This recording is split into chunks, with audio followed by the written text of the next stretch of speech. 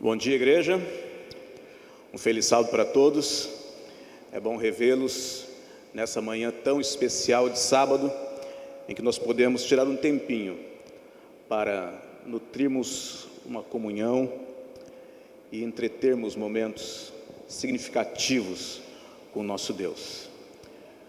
Nós vamos orar antes de abrirmos a palavra dele, para que ele nos ilumine nesse momento e nós possamos ouvir bem de perto o sussurro da sua voz. Senhor, a nossa imensa gratidão, porque és bondoso e a tua misericórdia dura para sempre. Obrigado pelo privilégio de estarmos neste santo e bom lugar nessa manhã de sábado. Nós já cantamos, nós já oramos, e agora chegou o momento de nós abrirmos a tua palavra. E nós te suplicamos, como humildes filhos, que a tua palavra, mais uma vez, aberta em nossas mãos, seja poderosa, reveladora e transformadora, em nome de Jesus. Amém. O título da nossa devoção de hoje de manhã é Somos Imagem. Somos Imagem. Eu gosto muito de caricaturas. Aqueles que me acompanham pelas redes sociais sabem que de vez em quando aparece uma caricatura nova lá no meu perfil, né? Aí está a forma como 3 artistas diferentes me retrataram, né? O do meio acho que deu uma errada no tamanho da bochecha, né, pastor Fanuel? Não está tudo isso ainda, né? Mas eu gosto muito de caricaturas. Os artistas fazem um trabalho muito bonito, né? E aqueles que gostam desse tipo de arte apreciam demais aquilo que é disponibilizado nas diversas unidades no mundo do Museu Madame Tussauds, em que se produzem celebridades, artistas, políticos, gente importante da música, do esporte, em bonecos de cera. E aí você pode ver alguns, né? Nós temos aí o Cristiano Ronaldo, o presidente Trump, o príncipe da Inglaterra, que agora não é mais príncipe, né? Com a Meghan. Tem ali Winston Churchill, Adolf Hitler, Angelina Jolie, Morgan Freeman, e aí a rainha da Inglaterra e mais alguns componentes da família real.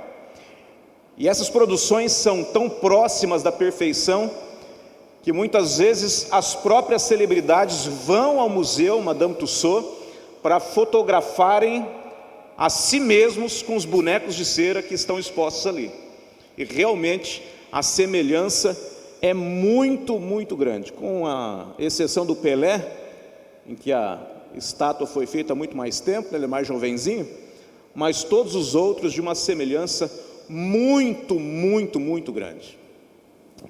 É a partir dessa introdução eu gostaria de convidar você para nós lermos o texto que está projetado na tela, mas que também está na sua Bíblia, de Gênesis 1, versículo 26.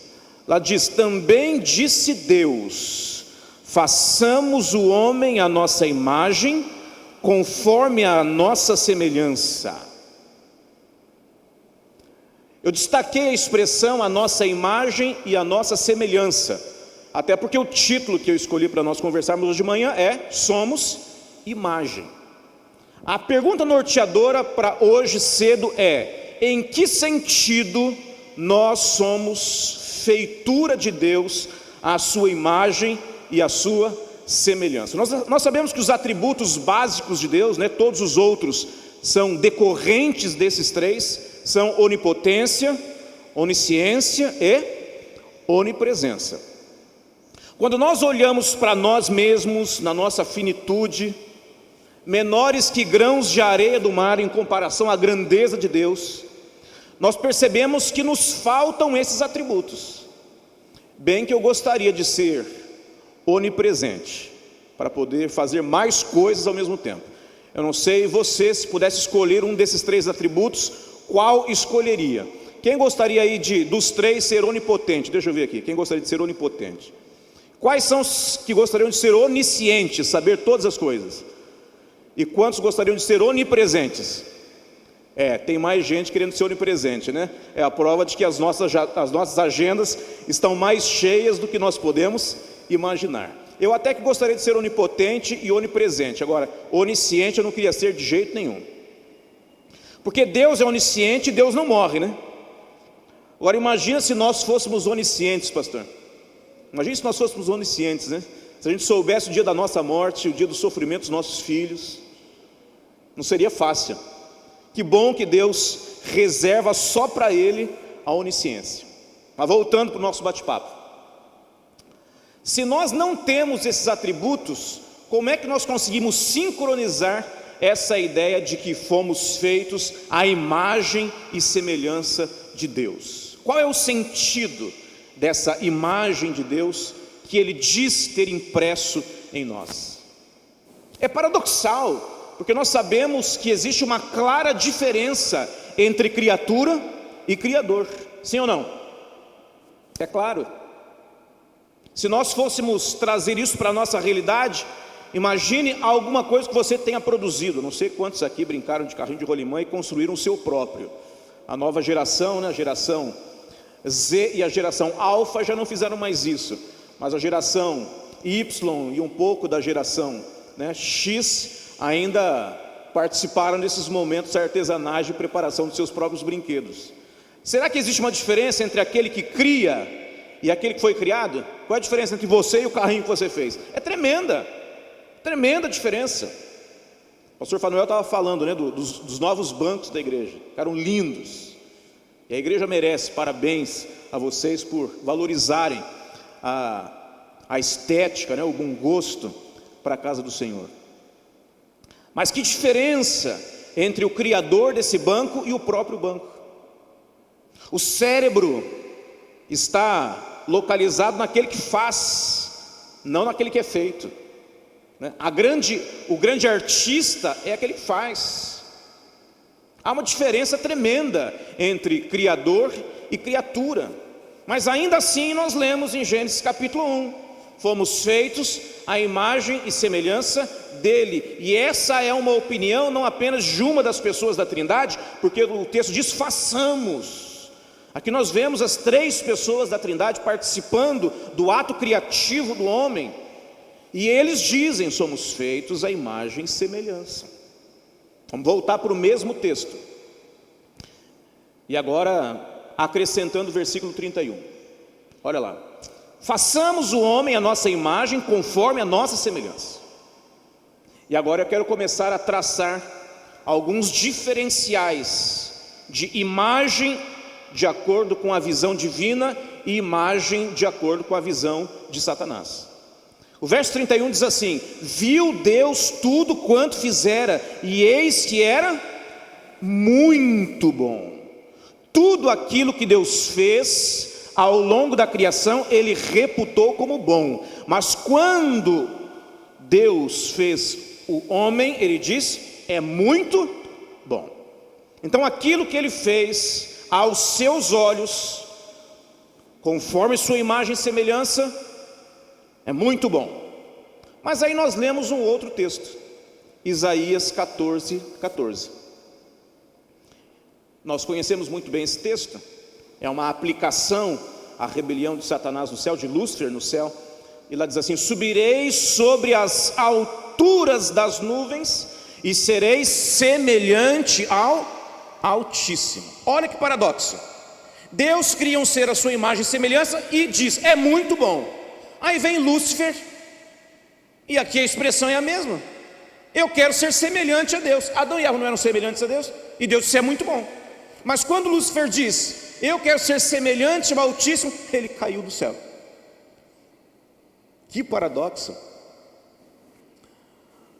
Vamos então dar uma olhadinha na imagem e semelhança do jeito de Lúcifer. Vamos lá para Gênesis 3, versículo 5. Lá diz assim, ó: porque Deus sabe que no dia em que dele comerdes o fruto, né, se vos abrirão os olhos, e como Deus sereis semelhante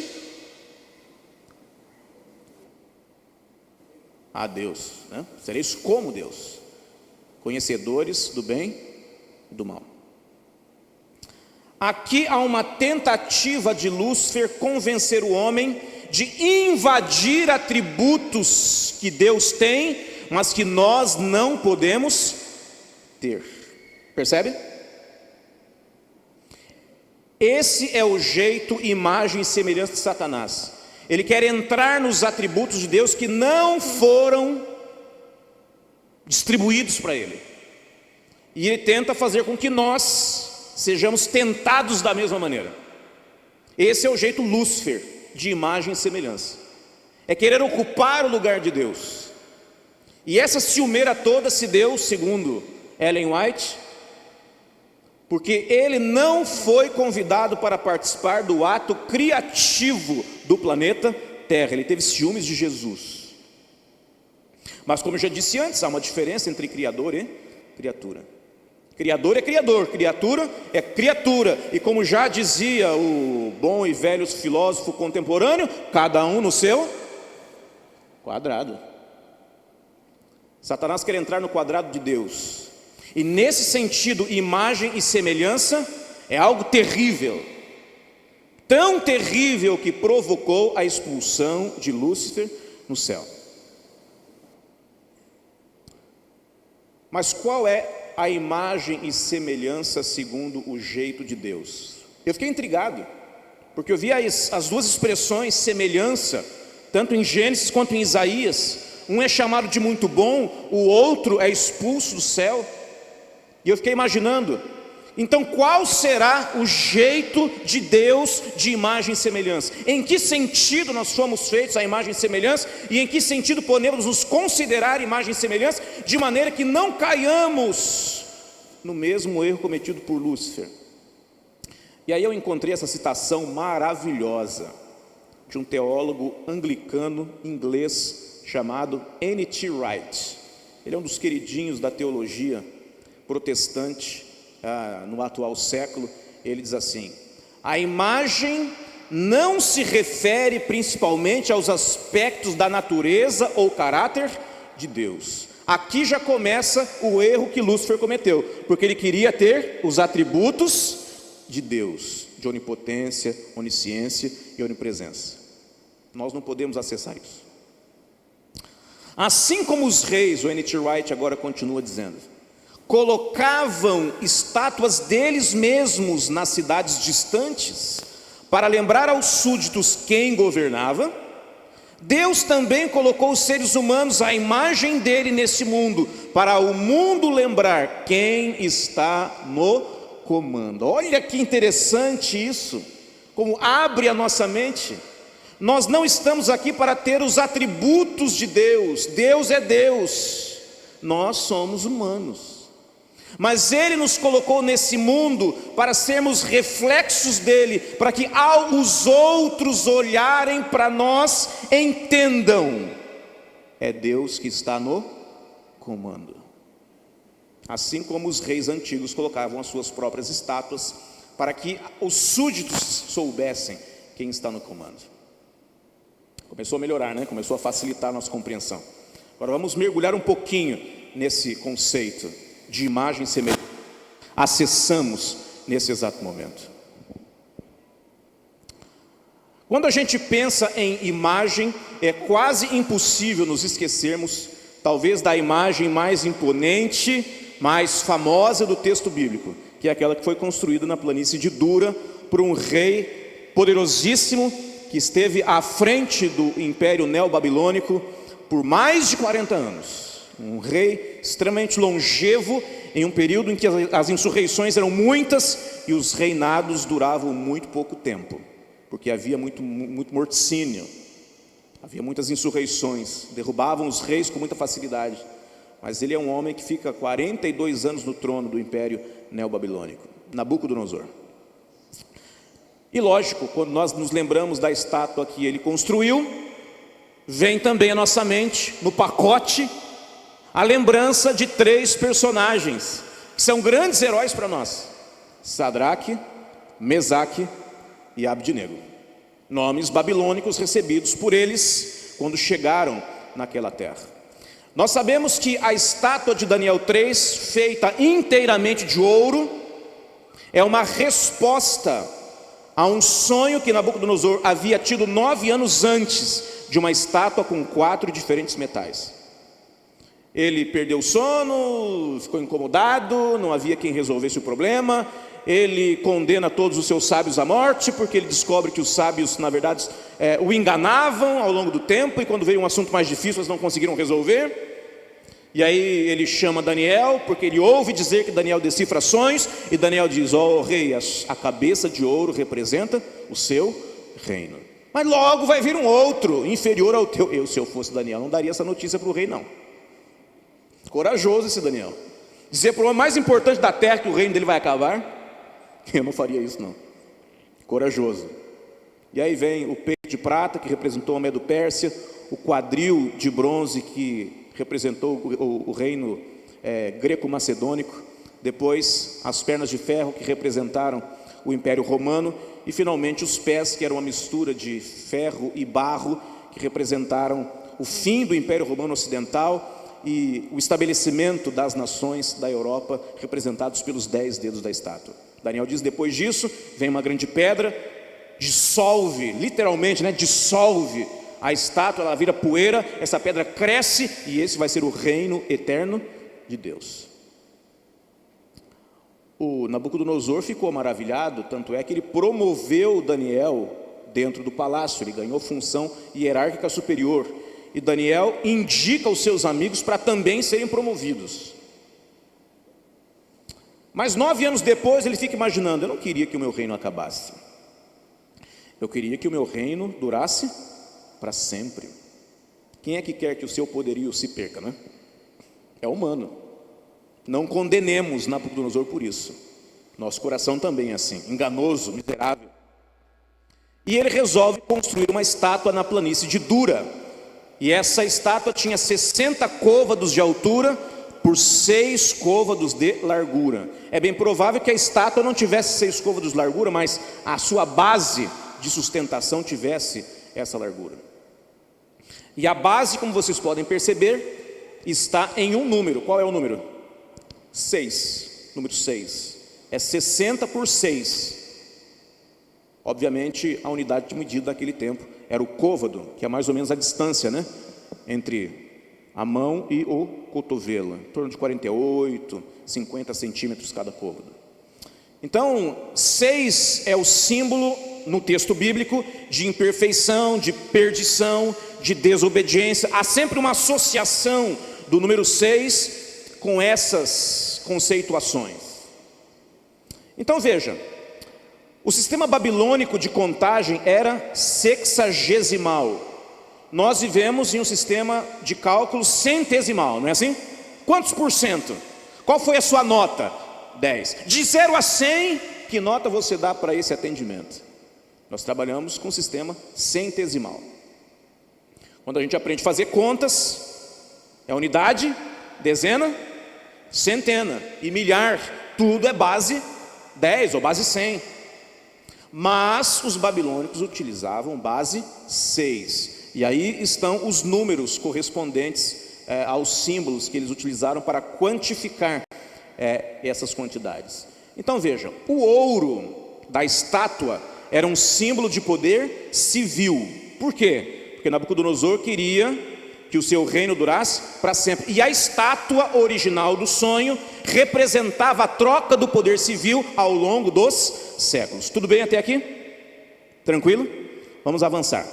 Então vejam, o critério sexagesimal, isso é com base no número 6 para cálculos e medidas, era usado por sacerdotes babilônicos na prática da astrologia, astronomia e matemática, naturalmente com implicações religiosas. Então a estátua tinha a ver com política, mas o número tinha a ver com religião.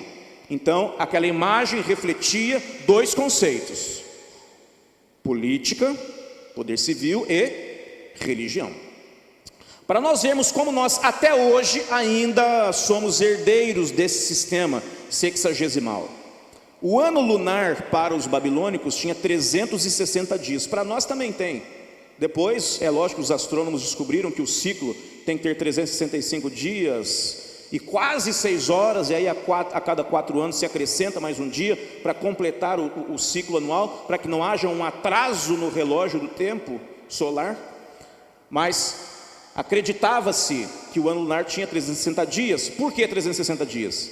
Porque era um giro da Terra ao redor do Sol, e uma circunferência tem quantos graus? 360, base 6. Depois nós vemos um dia que tem quantas horas? 24, base 6. Uma hora tem 60 minutos. Por que não tem 100? Porque o nosso relógio tem origem babilônica. Os segundos para fazerem, para completarem um minuto são 60 também, base 6, percebe? Então vamos lá. Agora, por que 60 vezes 6? Então, no padrão, ou no panteão babilônico, ou seja, no conjunto dos deuses, o deus menor era representado pelo número 6, e o 60 apontava para o deus mais importante, que era o deus Marduk, ou o deus Bel. Os números intermediários, 10, 20, 30, 40, 50, eram superiores a 6 e inferiores a 60, então representavam as divindades intermediárias, entendeu? Então havia uma profunda conexão do número 6 com as divindades locais. Então veja só, o número 6 então representava o Deus menor, o 60 representava o Deus maior, o número 600 representava o conjunto de todos os deuses. E se nós somarmos esses três fatores, o que é que nós teremos? O número 666, que é a amplitude maior da desobediência, da rebeldia, e da rebelião contra Deus. Então nós temos aqui o 666 da Babilônia apocalíptica, que aponta para o culto babilônico total. O número 666, na imagem que foi levantada, representava todos os deuses. E aí veja só, tem mais. Encontraram nos achados arqueológicos esse amuleto muito popular entre os sacerdotes babilônicos. Ele tinha essa sequência numérica e todas elas, tanto em linhas quanto em colunas, completavam o número 111, que na soma dos fatores sempre dava no final 666. Qual foi então a ação de Nabucodonosor ao construir a estátua, essa imagem, que parece que não é a imagem segundo o propósito de Deus? Vamos lá. Em outras palavras, ele está dizendo assim: não é bom assim, Senhor. Não pode haver uma imagem em que só a cabeça seja de ouro. Toda a imagem deve ser de ouro. O meu reino permanecerá para sempre. Aqui, meus amigos, há uma associação íntima entre a estátua de ouro de Nabucodonosor e a construção da torre de Babel. Babel e Babilônia têm a mesma raiz etimológica e também estavam na mesma região geográfica. E significavam também a mesma coisa, porque a construção da torre, segundo Gênesis 11, versículo 4, tinha como objetivo elevar o homem a um patamar superior, para que o seu nome fosse célebre. É o homem tentando ocupar o lugar de Deus. É o mesmo jeito de Satanás, de imagem e semelhança. O homem ocupando uma posição de divindade, buscando acessar atributos inacessíveis de Deus. E se isso causou a queda de Lúcifer, causa a queda de cada um de nós. Isso aqui é um dado histórico, o texto bíblico não registra, mas aqui você vai perceber o quanto essa cena de Daniel 3, dessa estátua de ouro, era muito mais tensa do que se imagina. Porque quando você ora, o rei fez uma estátua, ele não quer que o reino dele acabe, todo mundo tem que adorar, tudo bem. Ele vai ficar nervoso porque os amigos não quiseram se prostrar, jogou os meninos no fogo, porque ele era meio destemperado. Mas não era só isso não, meus amigos. Olha só o que as crônicas dos reis caldeus, na página 73, revela para nós. No 10º ano, 595 ou 594 a.C., porque o calendário babilônico tem 3 meses de diferença em relação ao nosso, então o outubro para eles é o janeiro para nós, então pode pegar um pedacinho do ano anterior. O rei da Acádia, que é a mesma coisa, que é sinônimo de Babilônia, e 595 e 594 é o mesmo ano do episódio de Daniel capítulo 3, tá bom? Só para você se localizar no tempo. estava em sua própria terra, o rei da Acádia, o Nabucodonosor. Desde o mês de dezembro até o mês de janeiro, houve uma rebelião na Babilônia. Então imagina só, o homem já estava com aquele negócio encalacrado na cabeça há 9 anos que o reino dele ia acabar. E de repente, nesse ano, surge uma rebelião no reino. O que ele pensa? Aquilo que Daniel falou vai acontecer. E agora? O que eu vou fazer da minha vida? Você entendeu o contexto do porquê dele ter construído essa estátua exatamente nesse ano? É porque estava acontecendo alguma coisa nos bastidores da política local. Tinha gente querendo tirá-lo do poder. Vamos continuar. Com arma em mãos, o rei matou a muitos do seu próprio exército. Com sua própria mão capturou os seus inimigos. Então, os bastidores da política local estavam em forte movimentação.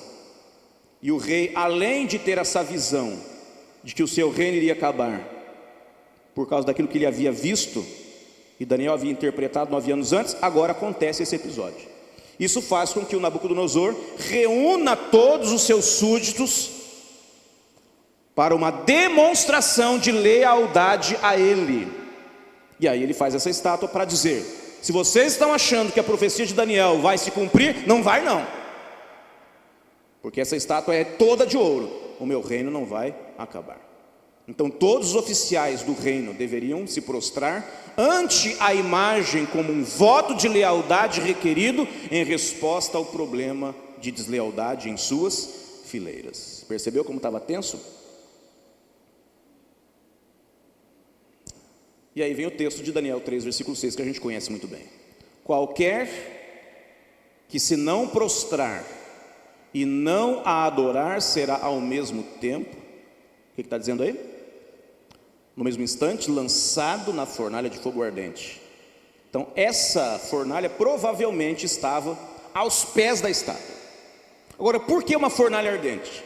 Por que o Nabucodonosor escolheu esse tipo de castigo para aqueles que não se prostrassem diante da sua imagem e que automaticamente iriam se revelar como os revoltosos?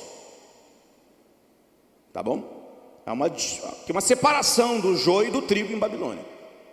Por que ele escolhe esse método? Olha lá. O conceito de fornalha não era uma abstração vaga na mente do antigo Oriente Médio. O castigo era previsto pelo Código de Hammurabi, que é a primeira constituição da história. Essa pedra, há inscrições em 3 idiomas aí, e o Código de Hammurabi está no Museu do Louvre, lá em Paris, na França. E o Código de Hammurabi prevê exatamente isso: um castigo por meio de uma fornalha para aqueles que são desleais. Por que eu estou dizendo isso? Porque nós também estamos às voltas com uma imagem. Não a imagem e semelhança de Deus conforme o jeito de Deus. Nós estamos às voltas com uma imagem semelhante à Torre de Babel, semelhante à estátua de Nabucodonosor, com toda a filosofia babilônica implícita, que nos lembra claramente Isaías 14, em que Lúcifer diz: eu vou subir acima das mais altas nuvens e eu vou ter os atributos de Deus. Há uma luta nos bastidores espirituais do universo sobre qual imagem e semelhança nós vamos adotar como filosofia de vida. A primeira opção é a imagem conforme aquilo que Deus nos apontou, que nós sejamos reflexos dele nesse mundo, para que as pessoas saibam quem está no comando. Ou então a filosofia babilônica, em que nós queremos ocupar um lugar superior àquele que Deus estabeleceu para nós. O livro de Apocalipse fala de uma outra imagem, a imagem da besta, Apocalipse 13:15. Ela já foi erguida, exigindo a adoração das multidões. É uma exigência da desobediência aos 10 mandamentos. A filosofia babilônica exige que nós transgridamos as leis de Deus. E isso está acontecendo, aconteceu ao longo da história. A filosofia babilônica nunca deixou a história desde a construção da torre. Foi reforçada em Babilônia, foi reforçada por meio da estátua de ouro, tem estado presente. Paulo diz: o homem do pecado, o poder iníquo. E nós temos tanta revelação acerca desse tema, e é por isso que eu o trouxe para nós conversarmos um pouquinho, usando como pano de fundo essa expressão imagem. Sabe, há uma proximidade muito grande com aquilo que aconteceu com os amigos de Daniel na planície de Dura, com aquilo que nós estamos e vamos enfrentar ainda mais nos últimos dias da história. Olha que paralelismos incríveis. Nos dois relatos há um soberano mundialmente poderoso e corrupto, um poder que associa a área civil e religiosa, percebe? Há uma imagem falsa, há um decreto universal, há uma obediência forçada, uma grande tribulação, um decreto de morte. Mas aí eu coloquei em letras vermelhas, porque aqui está o desfecho dessa grande luta de diferentes filosofias, diferentes cosmovisões.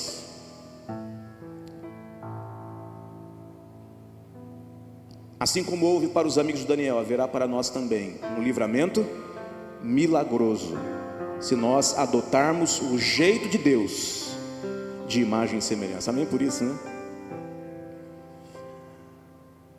Vamos relembrar um pouquinho da ação desses três amigos de Daniel, porque isso pode nos inspirar a fazer o mesmo nos nossos dias. Daniel 3, de 16 a 18, diz: ó Nabucodonosor, não precisamos defender-nos diante de ti.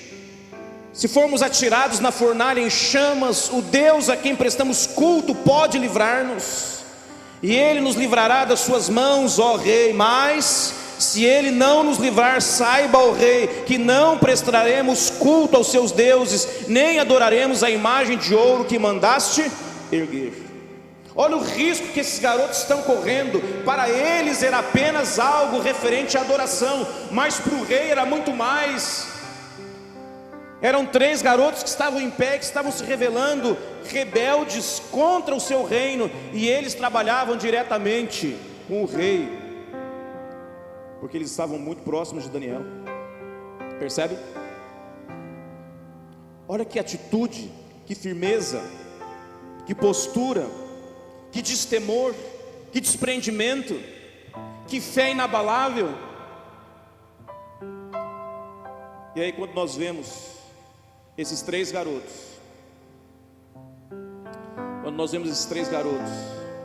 em meio ao fogo, normalmente nós somos chamados a atenção pela expressão usada por Nabucodonosor. Eu estou vendo um quarto personagem, nós só lançamos três. O quarto parece com o filho dos deuses. Era a expressão que ele havia utilizado para descrever a glória daquilo que estava diante dos seus olhos. Mas às vezes nós nos esquecemos de olhar para os três garotos. Qual foi a função que eles ocuparam ali? De imagem. E agora naquela cena havia duas imagens.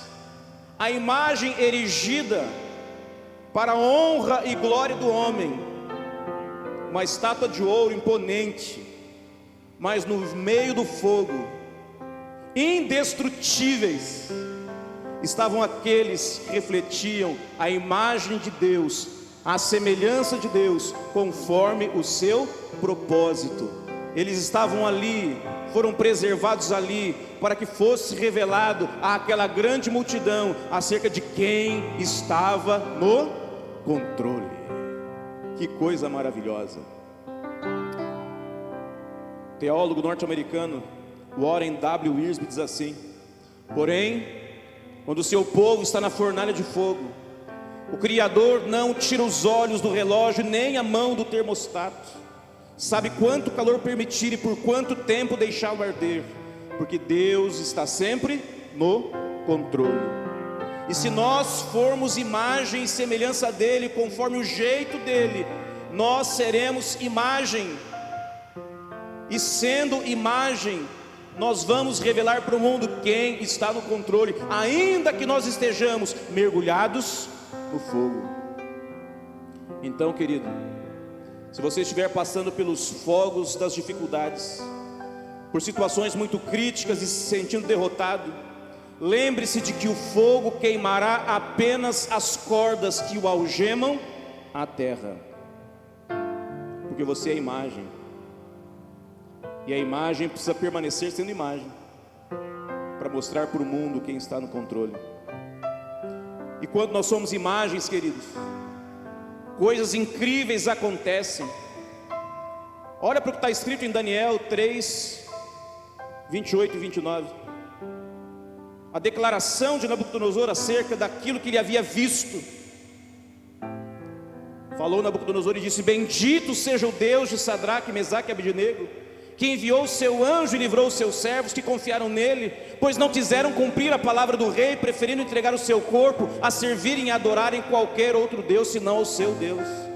Portanto, faça um decreto pelo qual todo povo, nação e língua que disser blasfêmia contra o Deus de Sadraque, Mesaque e Abednego seja despedaçado, e as suas casas sejam feitas em monturo, porque não há outro Deus que possa livrar como esse. A história de Deus no território da Babilônia muda, porque 3 pessoas decidiram firmemente ser imagem. Eles mudaram a concepção de um rei, mudaram a concepção de uma nação inteira acerca de um Deus que pode todas as coisas, muito mais do que aquela imagem de ouro. E se Nabucodonosor teve o seu reino preservado por 4 décadas, não foi por causa dessa imagem, foi por causa de Deus, e porque ele conheceu gente que foi imagem, Daniel, seus 3 amigos, e quem sabe tantos outros judeus que também foram fiéis. Como imagem, mostraram quem está no comando. Como imagem, você também mostra para o mundo quem está no comando. E agora eu quero voltar para a citação do N.T. Wright, que nós lemos ainda verdes em relação ao assunto, mas agora mais maduros pela discussão que tivemos. Certamente a mesma leitura vai ter outro sabor para nós aqui. Veja, a imagem não se refere principalmente aos aspectos da natureza ou do caráter de Deus, isso está claro. Nós não temos onipresença, onisciência, onipotência, não está reservado para nós. Mas assim como os reis antigos colocavam estátuas deles mesmos nas cidades distantes para lembrar aos súditos quem governava, Deus também colocou os seres humanos, a imagem dele nesse mundo, para o mundo lembrar quem está no comando. Olha que privilégio nós temos, sermos imagem e semelhança dele, para mostrar para o mundo quem está no comando. O mundo sabe quem é Deus por meio de nós. Você consegue perceber isso? Os nossos filhos veem quem é Deus por meio de nós. Como nós somos, os nossos filhos acreditam que seja Deus. Também o restante da humanidade, quando olha para nós, tem a percepção de quem é Deus. Agora pergunto eu, qual é a percepção que as pessoas têm de Deus quando olham para cada um de nós? Convite de Jesus para a gente hoje de manhã, nesse sábado, tanto para aqueles que estão aqui no templo, como para aqueles que estão com a gente via internet, é que nós sejamos imagem. Esse é o nosso chamado. Nosso chamado não é para sermos como Deus em seus atributos. O nosso chamado é para sermos representantes dele, cumprirmos nosso papel como criaturas dele, no nosso quadrado. E é nesse quadradinho que Deus criou para a gente que nós vamos resplandecer.